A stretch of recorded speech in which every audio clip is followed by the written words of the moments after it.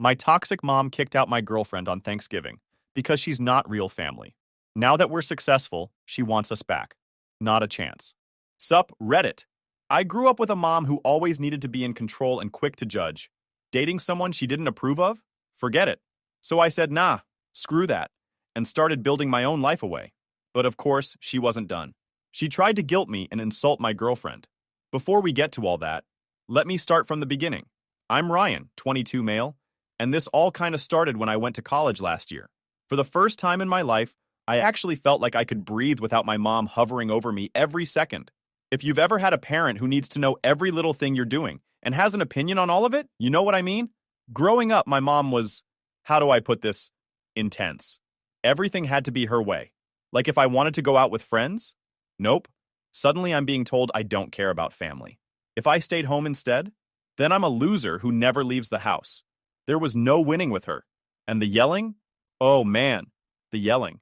I can't count how many times she screamed at me over dumb things like leaving a dish in the sink or forgetting to text her when I was already safe somewhere. My dad's around, but he's not much help. He's the quiet type who just lets her do her thing.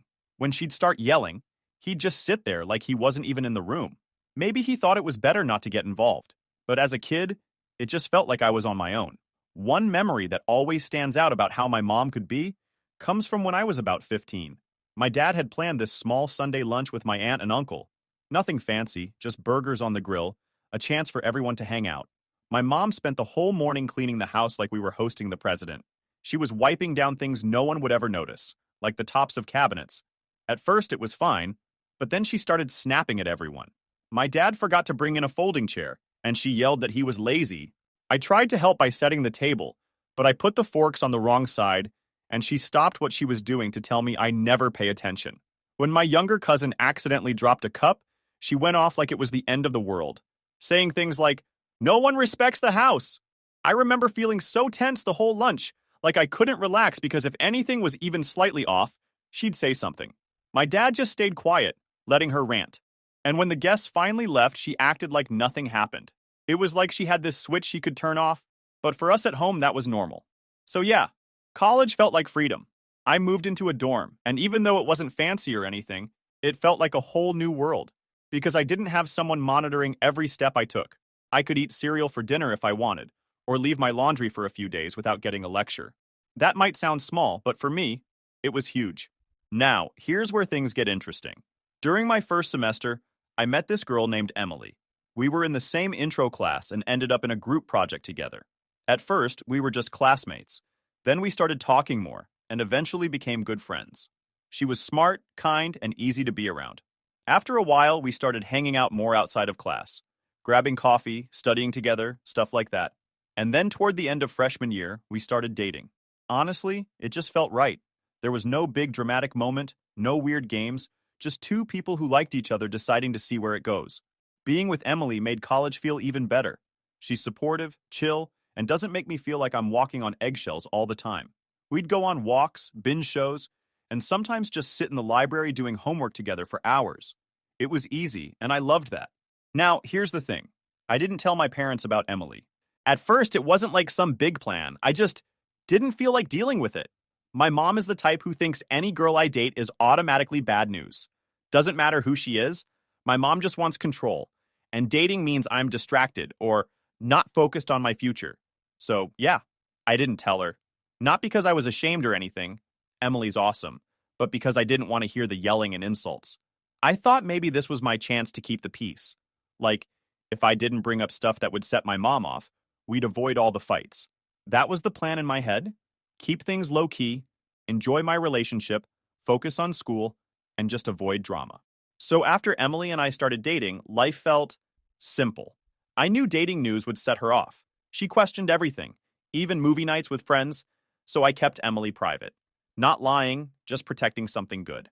Now, this wasn't like some huge secret. I wasn't lying. If my parents asked what I was doing, I'd just say, "I'm going out," or "I'm studying with a friend," which was true because Emily was my friend before she was my girlfriend. But I wasn't adding, "Oh, by the way, she's my girlfriend now." It was working. My grades were good, I was working part-time, I had an internship coming up, and I was happy. Most of that summer, I wasn't even home. The internship kept me in another city. and I stayed busy.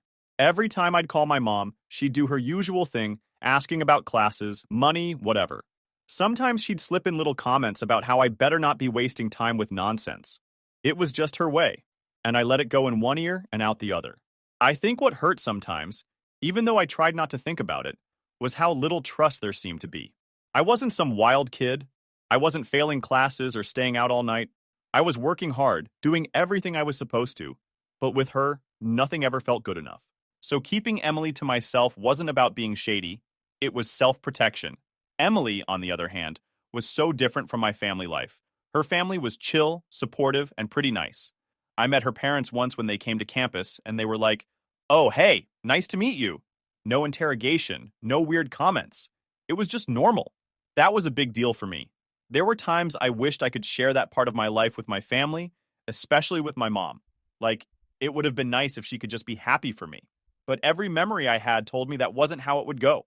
She was the type to pick apart anything that wasn't her idea or her choice. I thought about telling her, but I knew she'd make it hell for both of us. The whole thing gave me this weird mix of guilt and relief. So the plan was simple: keep it low key until maybe one day I'd feel like it was safe. But life has this way of not letting things stay hidden for long, and my mom's the type who always finds out sooner or later. At that point, though, I wasn't worried. I thought, okay, even if she gets mad, I'm not living at home, I'm busy. She can't really control what I do. But I underestimated how quickly things could go sideways once she actually knew. That moment was coming, and when it hit, it wasn't pretty. One weekend, I went back home during a short break. It wasn't anything major, just a quick trip to see my parents, do laundry, and eat some real food. Emily was visiting her family in my hometown that weekend, so we decided to grab dinner while I was there. Nothing fancy, just a casual place we both liked. I didn't even think twice about it because I wasn't trying to hide anything that day. I didn't tell my mom where I was going, but I never lied either.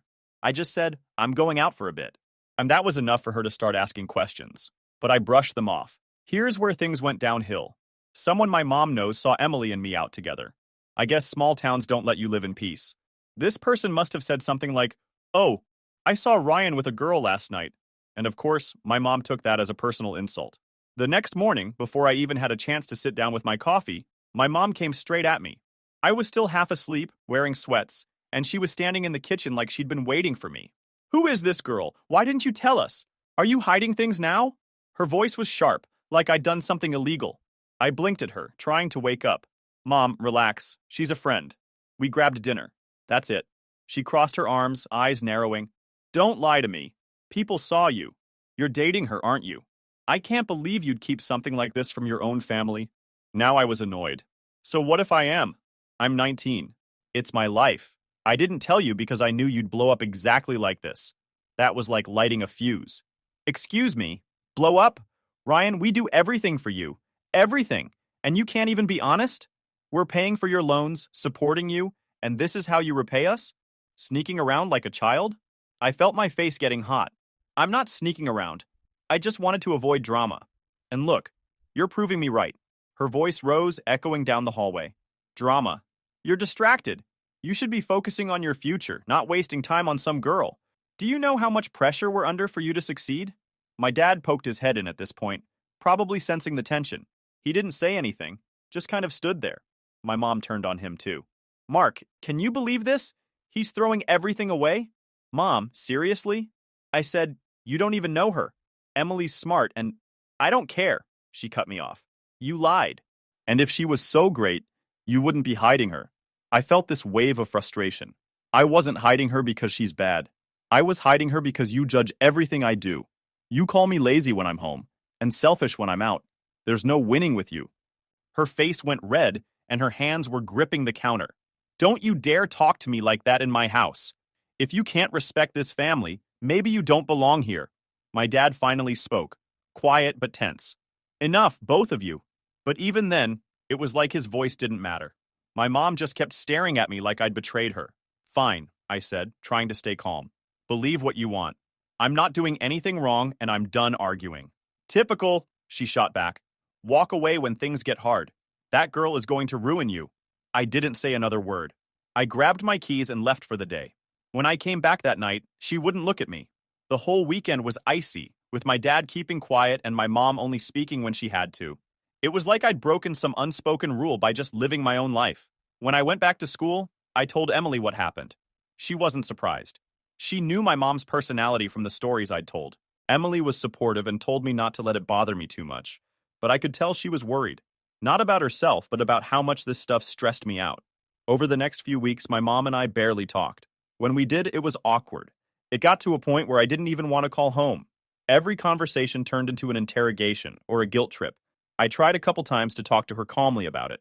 I'd say things like, "Look, Mom, Emily's great. You'd like her if you gave her a chance. She's doing really well in school, too." But she'd shut me down with something like, "You're too young to know what's good for you. You need to focus on your future." And maybe part of me still wanted her approval. I wanted her to at least say, "Okay, just be careful."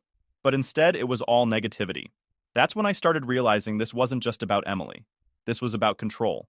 My mom wasn't mad because I was dating. She was mad because she wasn't the one in charge of that part of my life. By the time Thanksgiving came around, things between me and my mom were still weird. We weren't fighting every day or anything, but the air was tense. Whenever I called home, it was short and kind of cold. She'd ask if I was still seeing that girl, and I'd just say yeah, or I'm busy, and keep it moving. I could tell she wasn't happy about it, but I wasn't going to lie or break things off with Emily just to make her feel better. Thanksgiving was coming up, and I went back and forth on whether I even wanted to go home. Part of me wanted to skip it, stay on campus, and just spend it with Emily. But my dad had called a couple times, and he sounded like he really wanted me to come. He's not the type to push, but I could tell he missed me, and I didn't want to punish him for my mom's behavior. I also thought maybe, just maybe, if my mom actually met Emily, she'd see that she's nothing like whatever she's made up in her head. Emily's sweet, polite, smart, basically everything you'd want someone your kid to date to be. I talked to Emily about it, and she was hesitant at first because she knew how my mom could be, but she said she'd go if I really wanted her to. I promised her I'd handle any drama, and I thought it might go okay if I kept things calm.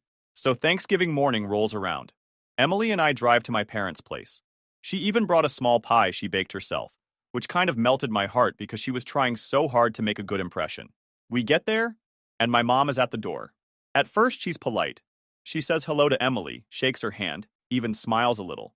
I thought, okay, maybe this won't be so bad. The first hour was okay. Emily and I got there early. She handed my mom the pie she baked, and my mom gave a polite but short thanks. My dad seemed happy to see us. Emily jumped in to help with cooking, offered to set the table, all that polite stuff you do when meeting parents. I thought maybe, just maybe, this could go smoothly. But if you know my mom, you know it doesn't take much. It started small. My mom asked Emily what her major was. Emily said it calmly, with a little smile, and my mom raised an eyebrow.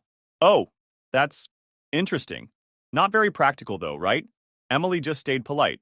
"I like it a lot," but I could already feel my jaw tightening. Then came the comment about clothes. Emily wore a nice sweater and jeans. Nothing wild, but my mom looked her up and down and said, "I guess that's what kids wear to family holidays now." Emily gave a little awkward laugh, like she was trying to brush it off, but I could see the way her smile tightened. When we sat down to eat, the air was already heavy. My mom started throwing out questions, but they didn't sound like questions. They sounded like little tests. "So, Emily, do your parents let you spend this much time away from home? Are you planning to just work a regular job after school or something bigger?" Emily answered politely every time, but my mom kept that little edge in her voice, like she was waiting for a wrong answer. Then she turned it on me. "Ryan, I just hope you're not getting distracted. College isn't cheap. You can't afford to waste time." I said, "Mom, can we just enjoy dinner?" Emily's here as a guest, not to get interrogated. Her fork clinked on her plate. She gave me this sharp look. "Excuse me, I'm just talking. If she can't handle a few questions, maybe she's not the right person for you." That was the first time I saw Emily shrink back a little. She didn't cry, but she went quiet, and that killed me inside. I said, "She's fine, Mom. What's not fine is you being rude." My mom's voice went up a notch. "Rude? This is my house. Don't you dare talk to me like that. You bring someone into my home and expect me to just sit here and smile?" I kept my cool but firm. "No, I expect you to treat her like a human being." That was it. She hated losing control, and me standing up for Emily felt like betrayal to her. And then it happened. She slammed her napkin on the table and said, "You know what? If she's that sensitive, she can get out. I won't have her ruining my dinner." Emily's face went red. She quietly said, "It's okay. I can go." That was it for me. I stood up, my chair scraping the floor. Number. We're both going. Thanks for the meal, but this was a mistake. My mom started again, louder this time. Oh, so you're just going to walk out? With her? That's what you choose? Yes, I said.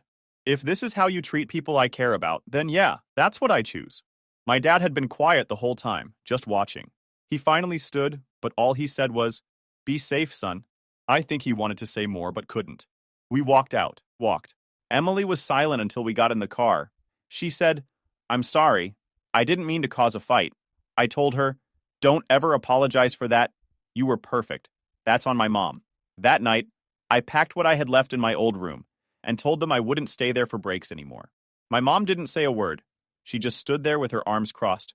My dad looked sad, but didn't stop me. That drive back to school with Emily felt weirdly freeing. I was sad, yeah, but also relieved. It was like something finally broke, and I wasn't going to keep pretending everything was okay. The next couple weeks were a blur. I stayed in my dorm at first, but it didn't feel right anymore. Going home for breaks wasn't an option. Even if I wanted to, I didn't trust that my mom wouldn't blow up again or treat Emily like she didn't belong. I started staying at Emily's place more, which was off-campus housing she shared with a couple roommates. They were pretty cool and didn't mind me hanging around. Honestly, they were more welcoming than my own family. Emily and I talked a lot about what to do next. I had some money saved from my internship, and I was still working part-time. She worked too, and we figured if we were careful, we could afford a small place together. It wasn't going to be fancy, but it would be ours. So that's what we did. We found this tiny apartment not far from school. The walls were thin, the kitchen was basically a closet, and the bathroom door didn't even close all the way. But to us, it felt like freedom. We signed the lease, packed our stuff, and moved in. I remember the first night there. We didn't even have all our furniture yet. Just a couple of chairs, a mattress on the floor, and some boxes. But we sat there eating takeout, laughing about how small the place was. And I felt this wave of calm. For the first time in a long time, I wasn't worried about someone yelling at me or criticizing every move I made. It wasn't easy, though. Living on our own meant every little thing was on us. Bills, groceries, rent, schoolwork. It added up fast. There were nights we were tired and stressed. But Emily and I were a team. She was there when I was buried in assignments, and I was there when she had rough days. We learned how to cook simple meals together, made a game out of budgeting, and even thrifted most of our furniture. Looking back, I think that little apartment was one of the best things that could have happened to me. It forced me to grow up fast, but also gave me space to breathe. My mom's voice was still in the back of my mind sometimes, but it wasn't running my life anymore. There were moments I missed my dad. He wasn't the problem. He just never stood up to my mom. I wished I could have had more time with him without the tension. I called him once or twice, but it was awkward. He'd ask how school was going. I'd say, "Good," and that was it. He never really asked about Emily, but I could tell he probably wanted to. Emily knew that part hurt me. She'd sit with me sometimes when I was quiet and just let me talk it out. She reminded me that this wasn't forever, that one day maybe things could be different. But for now, we needed distance. Those first months away were a mix of stress and excitement. We were both full-time students, working part-time jobs, and trying to keep the lights on. We budgeted like crazy. Sometimes dinner was just pasta with whatever sauce we could afford, but it didn't matter. We'd sit on the floor, plates in our laps, laughing about how broke we were, but how happy we felt. I learned so much about Emily during that time. She's ridiculously supportive. There were nights when I was buried in assignments and stressed out, and she'd quietly make tea and sit beside me, not saying much, just being there. She had her own rough days too, and I'd do the same. Listen, try to help, or just let her vent. We were becoming a team in every sense of the word. Of course, there was still the thing hanging over us. My mom. She hadn't disappeared. After Thanksgiving, she kept her distance for a few weeks, but eventually the calls and texts started again. At first, they were angry. "You embarrassed me." Embarrassed. "You walked out on family." Then they turned into guilt trips. "We did everything for you, and this is how you treat us? Don't forget who paid for those loans." I'd answer when I felt like it, but always short. "I'll pay you back. I'm busy." I didn't have the energy to fight anymore, and I didn't see the point. When she realized anger wasn't working, she switched to acting hurt. "I just want my son back." "You're being selfish." Then she started asking about money, saying things were tight at home. It felt less like she wanted to reconnect and more like she wanted control again. And that's when I noticed something. The less I gave in, the more she tried to pull me back in. She even started throwing subtle jabs at Emily without saying her name. Stuff like, "Ever since you left, you've changed." I hope whoever you're with is worth it. But by that point, I was done feeling guilty. I was building something with Emily, and we were doing fine without my mom's constant criticism. Sure, it wasn't perfect. We had arguments, usually over money or stress. But it was normal stuff, not someone trying to control your entire life. Graduation came faster than I expected. Emily and I both worked hard, and somehow we made it. We walked across that stage together, and I swear it was one of the proudest moments of my life. My dad came to the ceremony. My mom came too, but it was awkward. She said hello to Emily, but it was stiff, like she was forcing herself to be polite. She congratulated me, but it felt like she wanted to remind me that she was still there, still watching. After graduation, Emily and I got decent jobs in the city. We moved into a slightly bigger apartment, still small, but it had an actual kitchen this time. That first paycheck, we split the bills, bought groceries, and realized we weren't scraping by anymore. It was a huge relief. And here's the thing. Success doesn't magically fix family issues. My mom didn't suddenly become nice because I was working full-time. In fact, sometimes it felt like she was more frustrated because now she couldn't tell me what to do.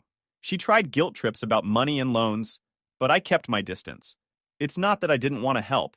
If my parents truly needed something serious, I'd step in. But the way my mom asked made it clear it wasn't about needing me. It was about control. She wanted me back under her roof, back where she could keep tabs on everything. Emily saw all of this and was nothing but patient. She never pushed me to cut my mom off completely, but she did remind me to protect my own peace. And I think that's why things with Emily worked so well. We had each other's backs, but we respected boundaries. Over time, the guilt faded. I stopped feeling bad about living my own life. I worked hard, paid my bills, paid down those loans.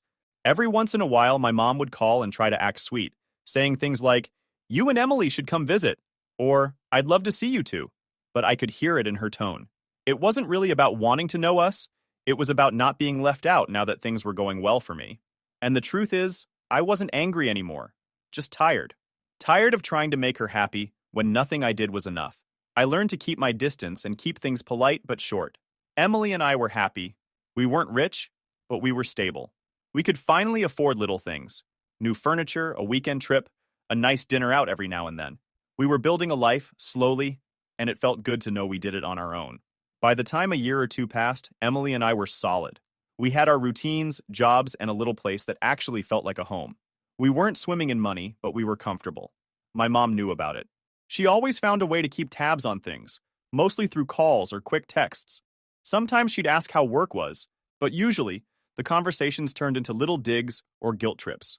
"You could be saving more if you weren't paying rent. You know we helped you with school, right? We're getting older, Ryan. We can't do everything forever." I tried to keep things polite but short. "Yeah, I'm doing fine. I'm working on the loans. Hope you guys are good." The less I gave her to work with, the better. But something changed once she realized I wasn't coming back, and that Emily and I weren't just some college thing. We were serious. We were building something, and we didn't need anyone to tell us how to do it. That's when my mom's approach started to shift. It started subtle. Instead of criticizing, she'd ask little questions like, "How's Emily?" Or, "Do you two have plans to visit?" And honestly, if I didn't know her, it might have seemed nice. But I knew my mom. She doesn't just switch overnight. One time she even said, "I always liked Emily. She seems nice." That one made me laugh a little because I remembered Thanksgiving like it was yesterday. I remembered how Emily sat there being polite, while my mom made those little digs about her clothes, her major, everything. Now suddenly she always liked her? Yeah, okay. There was also the money talk. My mom started hinting more and more that they were struggling. Bills, repairs, whatever. She'd say, "It's hard to keep up these days. I wish family could help more."